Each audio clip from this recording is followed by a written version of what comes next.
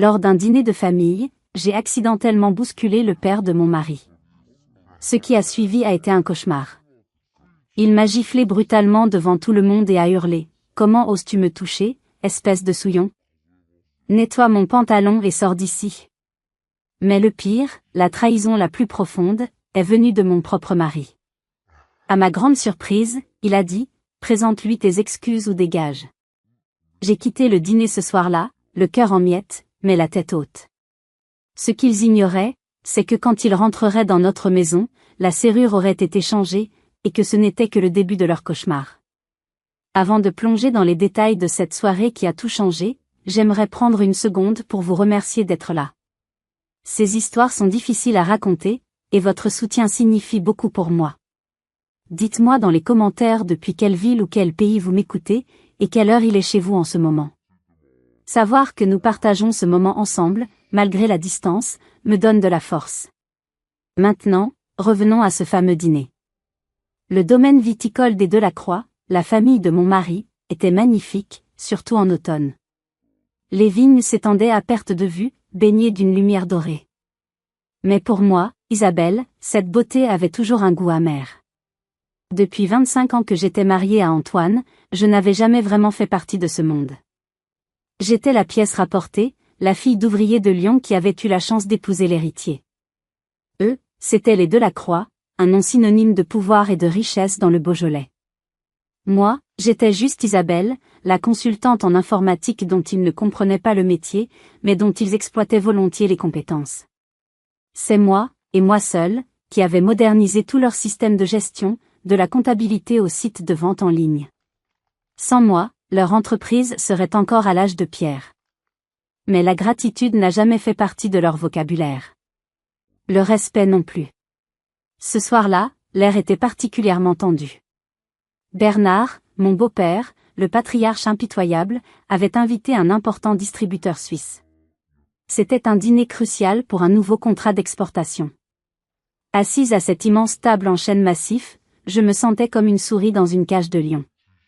Hélène, ma belle-mère, me lançait des regards assassins à chaque fois que je prenais la parole, et Antoine, mon mari, semblait plus intéressé par le fond de son verre que par ma présence.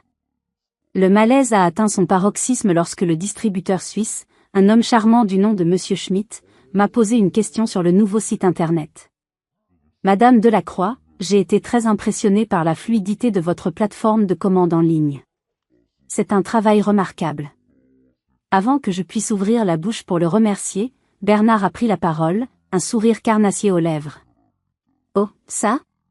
C'est juste un petit bricolage de ma belle-fille. Un travail d'amateur, vous savez, mais ça dépanne. Le silence qui a suivi a été assourdissant. J'ai senti le sang quitter mon visage. 25 ans de mariage, 10 ans à construire leur infrastructure numérique bénévolement, tout ça pour être qualifié d'amateur devant un partenaire commercial. J'ai cherché le regard d'Antoine, espérant un soutien, un démenti, n'importe quoi. Il a simplement haussé les épaules et a détourné les yeux. La douleur était physique, une pointe de glace dans ma poitrine. C'était la première humiliation de la soirée, mais ce n'était rien comparé à ce qui allait suivre. Le dîner a continué, lourd et pesant. Je me suis réfugiée dans le silence, essayant de me faire la plus petite possible. C'est en voulant passer la salière à Monsieur Schmitt que le drame est arrivé. Mon coude a heurté la carafe de vin rouge posée un peu trop près du bord de la table. Le liquide pourpre a giclé, éclaboussant le pantalon en cachemire blanc de Bernard. L'explosion a été instantanée. Il s'est levé d'un bond, le visage déformé par la fureur. « Non mais regardez-moi ça ! Espèce de souillon maladroite !» a-t-il hurlé. Et puis, le son a claqué dans le silence de la salle à manger. Sa main ouverte a frappé ma joue avec une violence inouïe. Le choc. La douleur brûlante. Le monde a basculé. Tous les regards étaient fixés sur moi, mélange de pitié, de mépris et de satisfaction. Je suis restée figée, la main sur ma joue qui me lançait. Les larmes me montaient aux yeux, mais je refusais de leur donner cette satisfaction. C'est alors que Bernard a prononcé la phrase qui a allumé la mèche de la poudrière. « Comment oses-tu me toucher, espèce de souillon ? Nettoie mon pantalon et sors d'ici. » J'ai tourné la tête vers Antoine, mon mari, mon protecteur supposé. Il allait forcément dire quelque chose, intervenir, mettre fin à cette mascarade. Mais son regard était glacial. Ce qu'il a dit ensuite a brisé la dernière parcelle de mon cœur et a scellé leur destin. Le temps semblait s'être suspendu. Chaque seconde s'étirait, lourde du poids des regards accusateurs. Ma joue me brûlait, mais c'était mon cœur qui était en feu. Je cherchais un signe de salut dans les yeux de mon mari, Antoine. 25 ans de vie commune, un fils, des joies et des peines partagées, tout cela devait bien compter pour quelque chose. Il ne pouvait pas me laisser seul face à cette humiliation. Il ne pouvait pas. Mais le visage d'Antoine était un masque de pierre. Aucune compassion. Aucune colère pour défendre sa femme. Juste une froideur calculatrice. Il a pris une lente gorgée de son vin, a reposé son verre avec une précision théâtrale, et a prononcé les mots qui allaient faire s'effondrer mon monde. Mon père a raison. Sa voix était plate, sans émotion. Tu as gâché la soirée. Présente-lui tes excuses ou dégage. Dégage. Le mot a résonné dans ma tête comme un coup de fusil. Ce n'était pas « pars », ce n'était pas « va-t'en ». C'était « dégage ». Un mot qu'on utilise pour chasser un animal, un indésirable. En une seule phrase, il venait de me rayer de sa vie, de notre vie. Il avait choisi son camp. Il avait choisi son père, son argent, son héritage. Il m'avait jeté au lion pour préserver sa place dans la meute. J'ai jeté un regard circulaire autour de la table. Hélène, ma belle-mère, arborait un petit sourire triomphant. Elle avait toujours vu en moi une usurpatrice, et ma disgrâce publique était son plus beau trophée. Monsieur Schmitt, le distributeur suisse, semblait profondément mal à l'aise, fixant son assiette comme si elle contenait les secrets de l'univers. Et puis, il y avait Léo. Mon fils. Notre fils. 24 ans. Il était là, assis en face de moi. Il a levé les yeux une fraction de seconde, et j'y ai vu un mélange de honte et de peur. Puis il a baissé la tête, incapable de soutenir mon regard. Son silence était une autre forme de trahison, une blessure encore plus profonde, car elle venait de ma propre chair. Une clarté étrange m'a envahi. La douleur a laissé place à une froide résolution. Il m'avait tout pris, ma dignité, l'amour de mon mari, le respect de mon fils. Il pensait m'avoir brisé. Il se trompait. Il venait de me libérer. Je me suis levée lentement. Mon geste était calme, mesuré. Je n'ai pas crié. Je n'ai pas pleuré. J'ai ajusté le col de ma robe, j'ai pris mon sac à main posé sur la chaise voisine. J'ai regardé Bernard droit dans les yeux, puis Antoine. Mon regard ne contenait ni haine, ni tristesse. Juste un vide infini. Un vide qui aurait dû les terrifier. Très bien, ai-je dit d'une voix qui ne tremblait même pas, puisque je dois dégager, je dégage. Je leur ai tourné le dos. En marchant vers la grande porte d'entrée, je pouvais sentir leur regard dans mon dos. Ils s'attendaient sans doute à ce que je claque la porte, que je m'enfuis en sanglotant. Mais en passant devant un grand miroir baroque dans le hall, j'ai croisé mon propre reflet. Et malgré la marque rouge sur ma joue, j'ai vu quelque chose que je n'avais pas vu depuis des années, une étincelle de défi. Une promesse silencieuse. Alors, j'ai souri.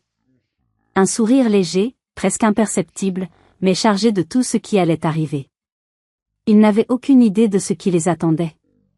Ils ne savaient pas que la femme soumise et silencieuse qu'ils venaient de chasser était aussi celle qui détenait toutes les clés de leur royaume. Ils ne se doutaient pas que le bricolage amateur, qu'ils méprisaient tant allait devenir l'instrument de leur chute. En quittant cette maison, ils pensaient avoir gagné. Ils ignoraient que la vraie partie venait à peine de commencer, et que j'en avais écrit toutes les règles. L'air frais de la nuit m'a saisi lorsque j'ai franchi le seuil. Le froid mordant sur ma joue endolorie a eu l'effet d'un électrochoc. La douleur physique était un rappel constant de la blessure émotionnelle, mais au lieu de m'affaiblir, elle alimentait ma détermination. Je n'ai pas couru vers ma voiture. J'ai marché. Chaque pas sur le gravier de l'allée était délibéré, rythmé par les battements de mon cœur qui retrouvaient un tempo régulier et puissant. Fini les palpitations de l'angoisse. Place au rythme martial de la vengeance. Le trajet du domaine jusqu'à notre maison à Lyon m'a semblé durer une éternité et une seconde à la fois. Les larmes que j'avais refusé de verser devant ont commencé à couler, mais ce n'étaient pas des larmes de tristesse. C'étaient des larmes de rage, de deuil. Le deuil de 25 ans de ma vie, offert à un homme qui m'avait jeté comme une malpropre. Le deuil d'une famille que j'avais essayé d'aimer et qui ne m'avait jamais accepté. En arrivant devant le portail de la maison, j'ai essuyé mes joues d'un revers de main. La phase de deuil était terminée. La phase d'action commençait. Cette maison. C'était mon refuge. Je l'avais achetée avec l'héritage de mes parents, un an avant mon mariage. Antoine y avait emménagé. Légalement, elle était à moi, et à moi seule. C'était la première pierre de ma forteresse. Je suis entrée et j'ai verrouillé la porte derrière moi. Le silence de la maison était apaisant. J'ai allumé une seule lampe dans le salon, je me suis servi un verre d'eau, et je me suis assise devant mon ordinateur portable. Mon vrai poste de commandement. Opération Forteresse, c'est ainsi que j'avais nommé ce plan de contingence dans un dossier caché au plus profond de mon disque dur. Un plan que j'avais commencé à élaborer il y a plus d'1 an, après qu'Antoine ait oublié de me créditer pour une idée qui avait sauvé l'entreprise de la faillite. J'avais espéré ne jamais avoir à l'utiliser. Quelle naïve j'étais. La première étape était simple. J'ai ouvert l'application de domotique que j'avais moi-même conçue et installée. D'un simple clic sur « Désactiver tous les accès invités », les codes de porte d'Antoine, les empreintes digitales d'Hélène qu'elle utilisait pour entrer à l'improviste, la carte d'accès que Bernard gardait, au cas où, tout a été instantanément révoqué. Le système de sécurité a été reconfiguré avec un nouveau mot de passe principal connu de moi seul. Le pont-levis était relevé. Ensuite, les communications. J'ai bloqué leur numéro de mon téléphone personnel, mais j'ai activé une application qui enregistrerait tous leurs messages vocaux sur un serveur cloud. Des preuves. Toujours avoir des preuves. J'ai ensuite commencé à rassembler mes affaires personnelles les plus importantes. Pas mes vêtements, pas mes bijoux. Mes disques durs, mes documents, les actes de propriété de la maison, les relevés de mes comptes bancaires personnels que j'avais secrètement alimentés depuis des années. Tout était déjà prêt, dans un coffre-fort ignifugé. Vers 2 heures du matin, les phares de la Mercedes d'Antoine ont balayé le salon. Je les ai observés depuis la caméra du portail. Ils sont sortis de la voiture, riant fort, visiblement ivres de vin et d'arrogance. Antoine a tenté d'ouvrir la porte. Échec. Il a réessayé. Échec à nouveau. Son rire s'est transformé en grognement de frustration. Hélène a essayé son empreinte. Refusé. Bernard a commencé à frapper à la porte. Isabelle. Ouvre immédiatement cette porte. Je suis restée silencieuse. J'ai attendu. La panique a commencé à s'installer dans leur voix. Qu'est-ce que c'est que cette histoire? Isabelle, arrête tes gamineries, a crié Antoine. C'est là que j'ai activé le haut-parleur externe. Ma voix, calme et claire, a retenti dans la nuit silencieuse. Antoine, tu m'as dit de dégager. C'est ce que j'ai fait. Je suis sortie de votre vie. Maintenant, je vous demande de dégager de ma propriété. Un silence stupéfait. Puis la fureur de Bernard. Ta propriété? Ne me fais pas rire. Sans notre nom, tu ne serais rien. Étrange, ai-je répondu, ma voix toujours aussi posée. L'acte notarié que j'ai sous les yeux dit pourtant le contraire. Il est uniquement à mon nom, Isabelle Dubois. Mon nom de jeune fille. Je vous suggère de trouver un hôtel. Il commence à faire froid. Bonne nuit, les Delacroix. Je les regardais paniquer depuis mon ordinateur, mais ce n'était rien comparé au chaos qui allait s'abattre sur leur précieux empire dès le lever du soleil. Le spectacle de leur confusion derrière le portail était presque comique. Ces gens, si habitués à ce que le monde se plie à leurs désirs, étaient complètement désemparés face à une porte verrouillée.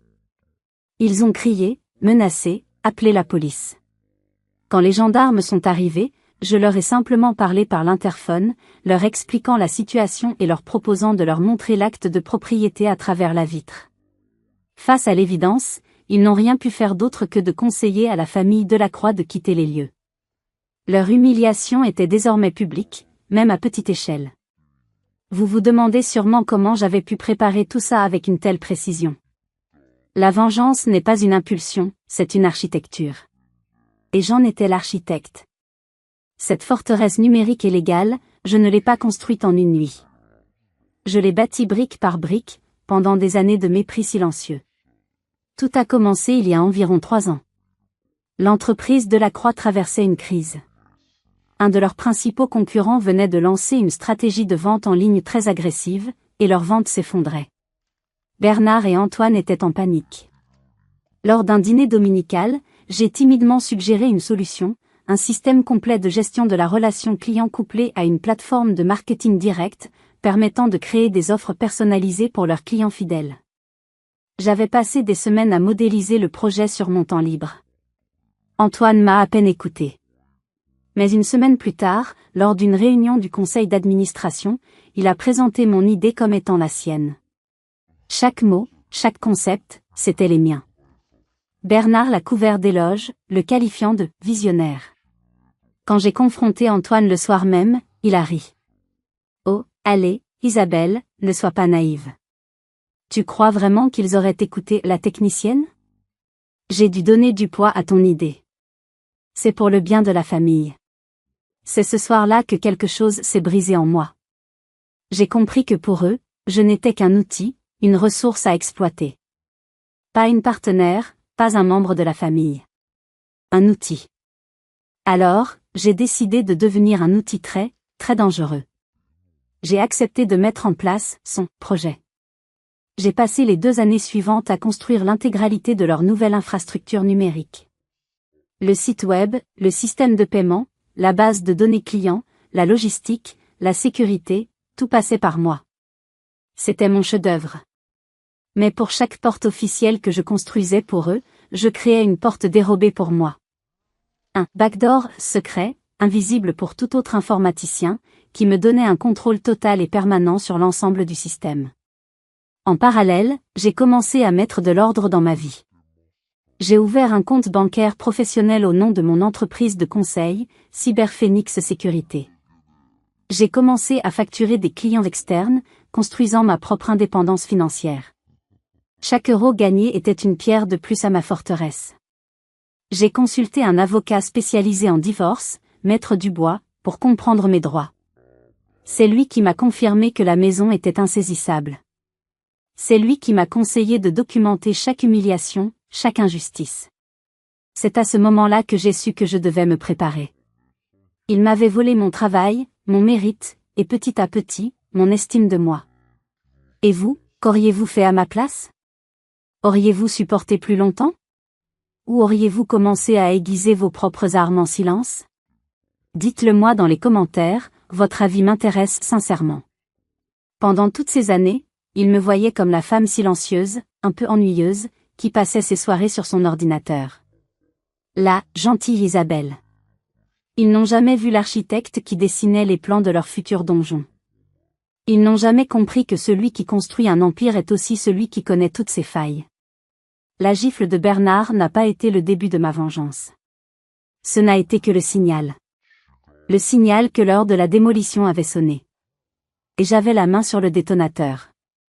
Ils m'avaient sous-estimé, me voyant comme une simple femme au foyer. Ils allaient apprendre que l'architecte qui construit un empire est aussi celle qui sait où se trouvent les fondations les plus fragiles. La nuit a été courte. Pendant qu'ils cherchaient un refuge dans un hôtel de luxe de Lyon payé sans doute avec la carte de l'entreprise, je préparais la 2e vague de l'offensive. La première attaque visait leur confort.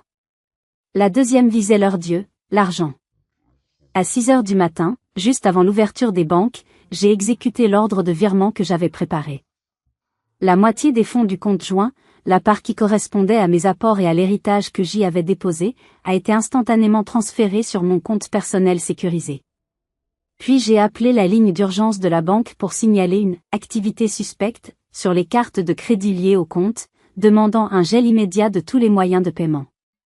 L'effet n'a pas tardé. Vers 9 heures, mon ancien téléphone, que j'avais laissé allumer et connecté au Wi-Fi pour enregistrer les preuves, a commencé à vibrer frénétiquement. Antoine. Message vocal. Sa voix était encore ensommeillée, mais déjà agacée. Isabelle, c'est quoi ce bordel ? Le room service vient de me dire que la carte est refusée. Règle ça tout de suite. 1 heure plus tard, un autre message. La panique commençait à poindre. Isabelle, je suis à la banque. Ils disent que le compte est gelé. Qu'est-ce que tu as fait? Appelle-moi. Immédiatement. Le 3e message, enregistré vers midi, était une symphonie de fureur et de désespoir. Il hurlait, m'insultait, me menaçait. J'ai sauvegardé précieusement cet enregistrement. C'était la bande-son de leur arrogance qui se fissurait. Pendant qu'ils s'agitaient, je préparais le véritable coup de maître. Aujourd'hui n'était pas un jour anodin. C'était le premier jour du « Festival des vins du Beaujolais », l'événement commercial le plus important de l'année pour eux. Des milliers de visiteurs, des acheteurs du monde entier, des commandes qui se chiffraient en centaines de milliers d'euros. Et leur magnifique site web, mon « travail d'amateur », était la principale porte d'entrée pour les ventes flash exclusives du festival. À 14 heures précises, au pic des ventes, j'ai activé ma fameuse porte dérobée. L'opération « Cheval de Troie » était lancée. En moins d'1 seconde, j'ai mis en place une redirection invisible.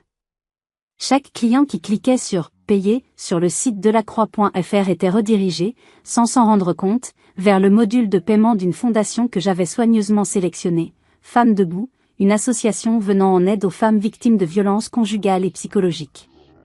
L'argent des commandes n'arrivait pas sur le compte des Delacroix. Il était transformé en dons anonymes. Pendant 3 heures, les 3 heures les plus rentables de leur année, leur empire a financé à son insu la cause même qu'il incarnait. C'était d'une ironie parfaite. Je les imaginais, sur leur stand au festival, se félicitant du nombre record de commandes en ligne, sans voir que leur coffre-fort était en train de se vider au profit de leurs victimes. La bombe a explosé vers 17 heures, quand leur comptable a appelé, affolé, ne voyant aucun des fonds attendus apparaître sur les comptes. Le temps qu'ils comprennent, qu'ils tentent de contacter leur hébergeur web, dont j'avais bien sûr changé tous les codes d'accès, il était trop tard. Le mal était fait. Pour couronner le tout, j'ai rédigé un email. Un email court, simple, et anonyme, que j'ai envoyé depuis un café internet en utilisant un réseau sécurisé. Destinataire, le service de contrôle de l'administration fiscale. Sujet, quelques questions sur la comptabilité du domaine Delacroix.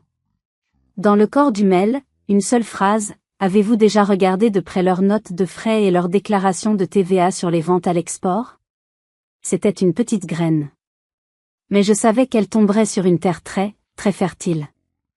L'argent était leur dieu, et je venais de faire s'effondrer leur temple. Mais leur réputation, leur bien le plus précieux, était ma prochaine cible. Le chaos financier n'était qu'un prélude. L'argent, ça se regagne. Une réputation, par contre, une fois brisée, est bien plus difficile à réparer. Surtout à une époque où tout est filmé, tout est partagé. Et les Delacroix, si soucieux de leur image, allaient la prendre à leurs dépens. Vous vous souvenez de ce dîner? De cette gifle? Ils pensaient que cet acte de violence resterait confiné entre les murs de leur manoir, un secret de famille honteux. Ils avaient oublié un détail. Un détail crucial.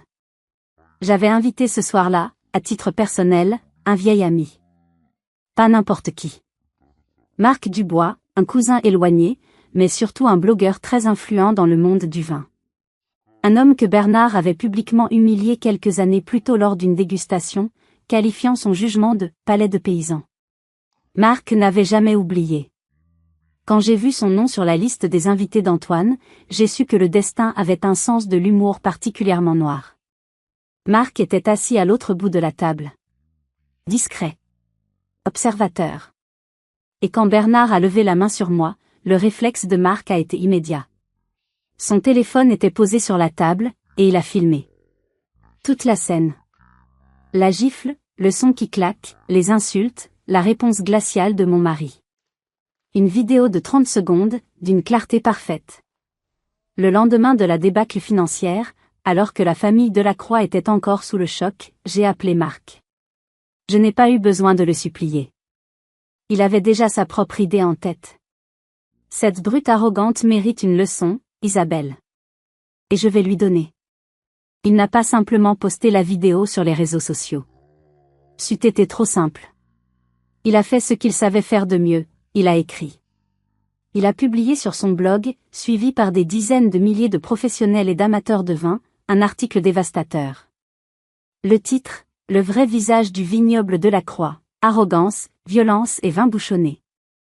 L'article était un chef-d'œuvre de démolition.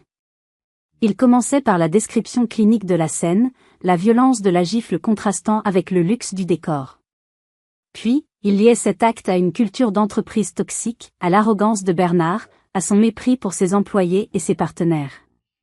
Il a même osé remettre en question la qualité récente de leur vin, suggérant que l'âme du vigneron se goûtait dans son produit. La vidéo était intégrée à la fin de l'article, comme la preuve irréfutable de ses dires. L'effet a été cataclysmique. En quelques heures, l'article a été partagé des milliers de fois. Le hashtag balance ton vigneron a commencé à apparaître sur Twitter. Les grands journaux régionaux s'en sont emparés, puis la presse nationale. Le nom de la Croix n'était plus associé au prestige, mais à la violence domestique et au mépris. Les conséquences ont été immédiates et brutales. Leurs plus gros clients, des chaînes de restaurants de luxe et des importateurs étrangers soucieux de leur image, ont commencé à suspendre leurs commandes. Bernard, qui siégeait fièrement au conseil de plusieurs œuvres de charité, a reçu des appels lui demandant poliment de démissionner pour ne pas nuire à la réputation de leurs organisations. Hélène, la reine des salons mondains de Lyon, a vu ses invitations annulées les unes après les autres. Je suivais tout cela depuis mon appartement, qui était devenu mon quartier général. Chaque article partagé, chaque commentaire de soutien envers la femme giflée, chaque contrat annulé était une petite victoire. Ce n'était pas de la joie que je ressentais. C'était un sentiment de justice immanente. Comme si l'univers lui-même était en train de rééquilibrer la balance. Leur nom était sali. Leur portefeuille était vide. Leur monde s'écroulait. Mais il me restait un dernier coup de grâce à leur portée, le plus personnel, le plus symbolique de tous. La hache légale était sur le point de tomber. La tempête médiatique et financière faisait rage, mais c'était une guerre menée à distance. Pour le coup final, je voulais qu'il soit personnel. Je voulais qu'ils tiennent entre leurs mains la preuve de leur défaite, la matérialisation de tout ce qu'ils avaient perdu. Une semaine après la fameuse soirée, un huissier de justice s'est présenté à la grille de l'hôtel de luxe où Antoine et ses parents s'étaient réfugiés. L'homme, impassible dans son costume sombre, a demandé à parler à monsieur Antoine Delacroix en personne. Je peux imaginer la scène, Antoine, sans doute irrité d'être dérangé, descendant à la réception avec l'arrogance qui lui restait. L'huissier lui a tendu une grande enveloppe Kraft. Ce n'était pas une lettre. C'était un arsenal. La première chose qu'il a sortie de l'enveloppe était l'assignation en divorce. Rédigée par Maître Dubois, elle était précise et implacable. Divorce pour faute exclusive, citant en détail l'humiliation publique, la violence verbale et psychologique, et le manque de soutien constituant une violation grave des devoirs du mariage. Le document demandait non seulement la dissolution du mariage, mais aussi des dommages et intérêts pour le préjudice moral subi. Le deuxième document était une copie de notre contrat de mariage. Celui qu'il avait insisté pour que nous signions, un contrat de séparation de biens strict. Il pensait à l'époque protéger la fortune des Delacroix de la petite arriviste. Il n'avait jamais imaginé que ce contrat serait l'arme qui protégerait mes biens de sa propre famille. Ce contrat stipulait noir sur blanc que la maison de Lyon m'appartenait en propre. Ce qui nous amène au troisième document, une mise en demeure de quitter les lieux sous 24 heures, avec interdiction formelle d'y pénétrer. C'était la version légale du « dégage » qu'il m'avait jeté à la figure. Mais le coup le plus savoureux, le plus symbolique, était le quatrième document. Il y a quelques années, pour nos 10 ans de mariage, j'avais utilisé une partie de l'héritage de ma mère pour acheter à Antoine le rêve de sa vie, une Porsche 911 classique de 1978, parfaitement restaurée. C'était mon cadeau, un geste d'amour. J'avais découvert, en préparant mon plan, qu'il y a 6 mois, il avait discrètement fait changer la carte grise pour la mettre au nom de son père. Une manœuvre classique pour soustraire un bien de valeur de la communauté en cas de divorce. Une fraude. Maître Dubois, mon excellent avocat, avait retrouvé la trace de la transaction. Le document dans l'enveloppe était une ordonnance du tribunal exigeant la restitution immédiate du véhicule, sous peine de poursuite pénale pour recel et organisation d'insolvabilité. L'huissier était accompagné d'une dépanneuse, avec pour instruction de saisir la voiture sur le parking de l'hôtel si nécessaire. Son jouet, le symbole de sa virilité, lui était arraché. Enfin, tout au fond de l'enveloppe, il y avait une note manuscrite. De ma main. Sur un simple papier blanc, j'avais écrit quelques mots. Cher Antoine, tu as ri de la femme silencieuse que j'étais. Tu as méprisé mon travail. Tu as toléré la violence de ton père. Tu as choisi ton camp. Maintenant, regarde la femme que je suis devenue. Seule, mais libre. Ne cherche plus jamais à me contacter. J'imaginais son visage en lisant ces documents. Le teint blême. Les mains tremblantes. La réalisation soudaine et brutale que son monde, construit sur le pouvoir et l'argent de sa famille, venait de s'évaporer. Le lendemain, ivre de rage et d'incompréhension, il s'est présenté au bureau de mon avocat. Et la confrontation que j'attendais, celle où les masques tomberaient enfin, a finalement eu lieu. Je n'étais pas physiquement présente dans le bureau de Maître Dubois lorsqu'Antoine a fait irruption, mais c'était tout comme. Mon avocat avait eu la présence d'esprit d'activer l'enregistrement audio de la conversation, à des fins de documentation, bien sûr. J'ai pu tout écouter plus tard, chaque mot, chaque silence, chaque soupir de défaite. La voix d'Antoine, dans l'enregistrement, était méconnaissable. Fini le ton condescendant et l'arrogance glaciale. Elle était rauque, chargée d'une incrédulité presque enfantine. Il avait déboulé sans rendez-vous, bousculant la secrétaire. Où est-elle? Je veux parler à Isabelle. Maître Dubois, un homme d'une cinquantaine d'années au calme olympien, l'a reçu dans son bureau avec une courtoisie glaciale. Monsieur Delacroix, je vous prierai de modérer votre ton. Madame Dubois ne souhaite pas vous voir. Je suis son unique interlocuteur. Asseyez-vous. On entend le bruit d'une chaise raclant le parquet. Antoine ne s'est pas assis. Je ne m'assois pas. Qu'est-ce que c'est que cette mascarade? Le divorce, la maison, la voiture. C'est ma voiture. C'était ma maison. Elle n'a aucun droit. La réponse de mon avocat fut un modèle de précision juridique. Monsieur, les faits sont têtus.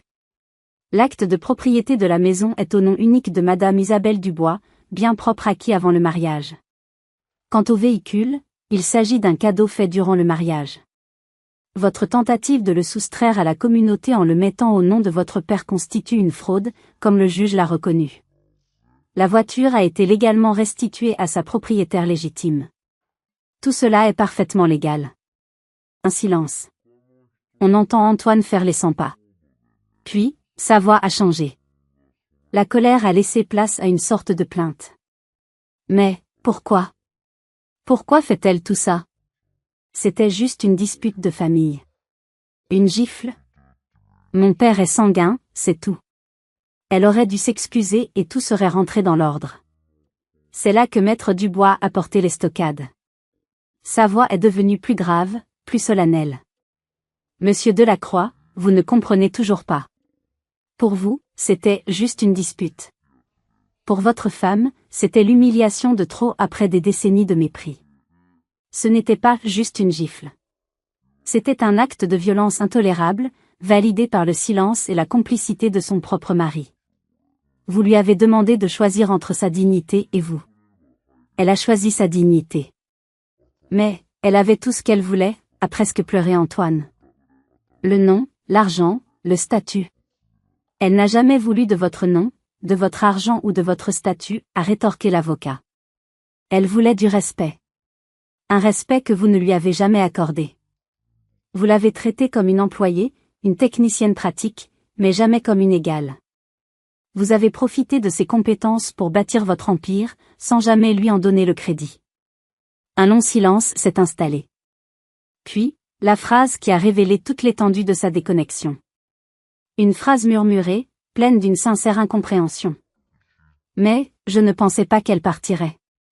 Jamais. Elle était toujours là. Si, silencieuse. Toujours en train de réparer nos problèmes. La réponse finale de Maître Dubois a claqué comme un coup de fouet. Exactement, monsieur. Elle a passé sa vie à réparer vos problèmes. Et aujourd'hui, elle a enfin réparé le sien. En écoutant cet enregistrement, en entendant cet homme brisé qui ne comprenait même pas l'étendue du mal qu'il avait fait, je n'ai ressenti ni joie, ni triomphe. Juste un vide immense. La page était définitivement tournée. J'étais libre. Mais une dernière question, la plus douloureuse, demeurait: qu'allait devenir mon fils, Léo, pris au piège au milieu de ce champ de ruines? Les semaines qui ont suivi ont été un tourbillon de procédures juridiques et de logistique. J'ai changé les serrures, fait l'inventaire des affaires d'Antoine et les ai fait envoyer dans un garde-meuble à son nom. La maison, autrefois remplie de la présence étouffante des Delacroix, respirait à nouveau. C'était mon espace, mon sanctuaire. J'ai commencé à y travailler, à développer mon entreprise, Cyberphénix Sécurité. Je me sentais renaître. Pourtant, une ombre persistait. Le silence de Léo. Depuis la terrible soirée, je n'avais eu aucune nouvelle. Ni un appel, ni un message. Chaque sonnerie de téléphone me faisait sursauter, espérant que ce soit lui. Était-il fâché contre moi? Avait-il choisi le camp de son père et de ses grands-parents? La pensée était insupportable. J'avais gagné ma liberté, mais j'avais peut-être perdu mon fils. Et puis, un soir, environ un mois après la confrontation chez l'avocat, j'ai reçu un email. L'expéditeur, leo.delacroix@email.com. Mon cœur s'est emballé. J'ai hésité avant d'ouvrir, craignant ce que j'allais y lire. Des reproches? Des accusations? Ce n'était rien de tout ça. C'était une lettre. Une longue, douloureuse et magnifique lettre. Maman, commençait-il. Je ne sais même pas par où commencer, ni si tu liras ce message. Le mot « pardon » me semble si faible, si ridicule par rapport à ma lâcheté. Ce soir-là, au dîner, je t'ai vu te faire humilier, te faire frapper. Et je n'ai rien fait. Je suis resté assis là, paralysé. Pas seulement par la peur de grand-père, mais par la honte. La honte de faire partie de cette famille, de ce système où l'argent et le pouvoir excusent tout. Il continuait en décrivant l'ambiance au domaine depuis mon départ. Le chaos. La colère de son grand-père, la panique de son père, les pleurs de sa grand-mère. Mais il expliquait que ce n'était pas la perte d'argent qui les affectait le plus, mais la perte de contrôle. Le fait que moi, la gentille Isabelle, j'ai osé me rebeller. J'ai grandi en te voyant travailler dans l'ombre, écrivait-il. Je t'ai vu créer des choses incroyables sur ton ordinateur, pendant que papa et grand-père se pavanaient en s'attribuant tout le mérite. Je savais que ce n'était pas juste, mais j'étais pris au piège. Élevé pour être le prochain héritier de la croix. Mais je ne veux plus de cet héritage. Je ne veux plus de cet argent sale, gagné sur le mépris et l'humiliation. La fin de son email m'a bouleversé. Je ne te demande pas de me pardonner. Pas maintenant. Je sais que je dois le mériter. Mais je te demande une chance. J'ai quitté le domaine hier. J'ai pris un petit studio en ville. Je n'ai rien, mais je me sens libre pour la première fois de ma vie. Maman, je ne veux pas de ton argent. Je veux de ton temps. Je veux apprendre. Apprendre à construire quelque chose de vrai, quelque chose de propre, comme tu l'as toujours fait. Accepterais-tu de me prendre comme stagiaire? Je ferai le café, les photocopies, tout ce que tu veux. Je veux juste être à tes côtés. Les larmes que j'avais retenues depuis des semaines ont coulé. Des larmes de soulagement, de fierté. J'avais perdu un mari, mais j'avais retrouvé mon fils. Un fils qui avait eu le courage de briser ses propres chaînes. Je lui ai répondu 2 mots, commence lundi. Voir Léo changer chaque jour m'a apporté une paix que la vengeance seule ne pouvait m'offrir. Il était humble, travailleur, avide d'apprendre. Il découvrait la valeur du travail et la fierté de construire quelque chose par soi-même. Lentement, prudemment, nous reconstruisions notre relation, non plus sur les ruines du passé des Delacroix, mais sur les fondations solides de notre propre avenir. 6 mois plus tard, nos vies étaient méconnaissables. Le phénix est une créature mythologique qui renaît de ses cendres, plus forte et plus belle qu'avant. C'est le nom que j'avais choisi pour mon entreprise, Cyberphénix Sécurité. Et en 6 mois, ce nom n'avait jamais été aussi approprié. Mon histoire, malgré moi, avait fait du bruit. Pas seulement le scandale de la gifle, mais aussi l'histoire de la « femme de » qui avait orchestré une contre-attaque numérique si brillante. J'ai commencé à recevoir des appels. D'abord de petites entreprises locales, des artisans, des commerçants, qui se sentaient vulnérables face aux grandes corporations ou qui, comme moi, avaient été trahis par des partenaires. Ils ne venaient pas seulement chercher une expertise technique. Ils venaient chercher quelqu'un qui comprenait. Ma première cliente a été une boulangère de la Croix-Rousse, à Lyon. Une grande chaîne de supermarchés avait ouvert juste à côté et utilisait des pratiques de prix prédatrices pour la couler. Ensemble, nous avons monté une campagne de marketing digital ciblée, créé un système de « click and collect » ultra performant et mis en avant l'authenticité de ses produits.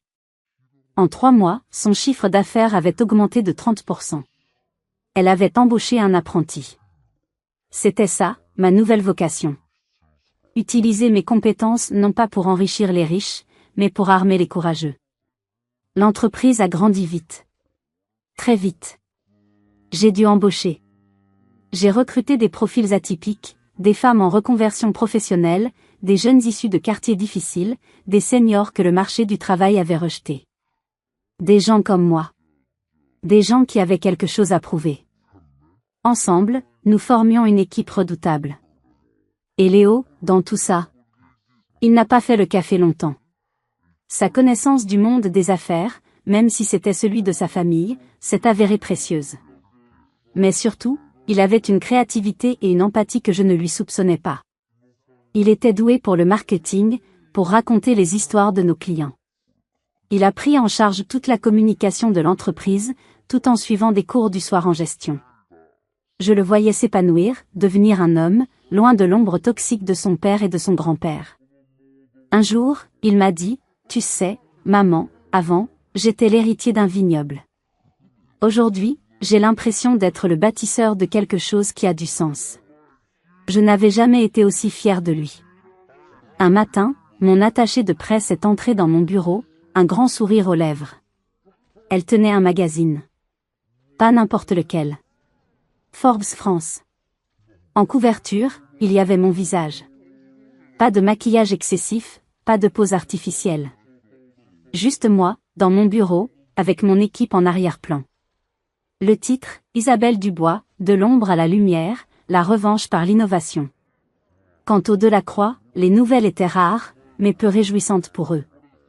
Le domaine viticole, plombé par les dettes et la mauvaise réputation, avait été placé en redressement judiciaire. Bernard, après un léger AVC dû au stress, avait dû céder la direction à un administrateur. Hélène ne sortait plus de chez elle. Et Antoine, je l'ai croisé une fois. Par hasard. Il était chef de rayon dans un grand supermarché. Nos regards se sont croisés une seconde. J'y ai vu de la honte, du regret, et une profonde lassitude. Je n'ai ressenti ni haine, ni plaisir. Juste une infinie pitié. J'avais tourné la page. J'avais tout perdu, un mari, une famille, une vie confortable. Et pourtant, en regardant mon équipe travailler, en écoutant Léo au téléphone avec un client, je savais que je n'avais jamais été aussi riche. La vengeance est un plat qui se mange froid, dit-on. C'est vrai. Mais la reconstruction de soi, la renaissance, est un festin qui dure toute une vie. Aujourd'hui, quand je regarde par la fenêtre de mon bureau, je vois les toits de Lyon s'étendre sous le soleil. C'est la même ville, mais mon regard sur elle a changé. Avant, je me sentais petite, invisible. Aujourd'hui, je me sens à ma place. J'ai construit ma vie, non pas sur un nom de famille hérité, mais sur mes propres compétences, ma résilience et mes valeurs. Cyberphénix Sécurité est devenue une référence nationale. Nous avons reçu des prix, non pas pour notre rentabilité, mais pour notre impact social. Nous avons créé un programme de formation gratuit pour les femmes qui veulent se lancer dans la tech, pour leur donner les outils que j'ai dû apprendre seule. C'est ça, mon véritable héritage. Pas un domaine viticole, mais une communauté de gens qui se relèvent et se battent. Je reçois parfois des invitations à des événements mondains, les mêmes où j'étais autrefois tolérée comme « la femme de ». Je les refuse poliment. Certaines portes, une fois fermées, n'ont pas besoin d'être rouvertes. Mon monde n'est plus celui des apparences, mais celui de l'action. Je n'ai jamais cherché à savoir ce qu'il advenait précisément d'Antoine ou de ses parents. Leur histoire ne m'appartient plus. La mienne, par contre, je la construis chaque jour, avec mon fils à mes côtés. Léo est maintenant mon associé, et il est le cœur de notre entreprise. Il a su transformer la honte de son passé en une force pour l'avenir. En fin de compte, l'humiliation que j'ai subie a été un cadeau empoisonné. Elle m'a détruite, pour me permettre de me reconstruire plus forte, plus authentique. Elle m'a appris que le respect ne se demande pas, il s'impose. Parfois, il faut accepter de tout perdre pour enfin tout gagner. La leçon la plus importante de ma vie est que la forteresse la plus imprenable n'est pas faite de murs ou de systèmes de sécurité. Elle est faite de dignité et d'estime de soi. Cette revanche était-elle justifiée? Aurais-je dû pardonner? Je me suis souvent posé la question. Je crois que la vraie victoire n'a pas été leur chute, mais ma propre élévation. Et vous, qu'auriez-vous fait à ma place? Quelle est votre définition de la justice? J'adorerais lire vos réflexions et vos propres expériences dans les commentaires ci-dessous. Chaque histoire est une leçon. Si ce récit vous a touché, s'il vous a donné de la force ou vous a fait réfléchir, n'hésitez pas à le montrer en cliquant sur le pouce bleu, cela aide énormément la chaîne. Et partagez cette vidéo avec quelqu'un qui a peut-être besoin d'entendre qu'il est possible de renaître de ses cendres. Et bien sûr, si ce n'est pas déjà fait, abonnez-vous à la chaîne et activez la cloche pour ne manquer aucune de nos prochaines histoires. Car ici, nous croyons que chaque cicatrice raconte une histoire de survie, que chaque trahison peut devenir une source de force, et que la fin d'un chapitre n'est que le début d'un livre bien plus passionnant. Merci de m'avoir écouté. Restez fort, restez vigilants, et souvenez-vous que vous êtes l'architecte de votre propre vie. À très bientôt.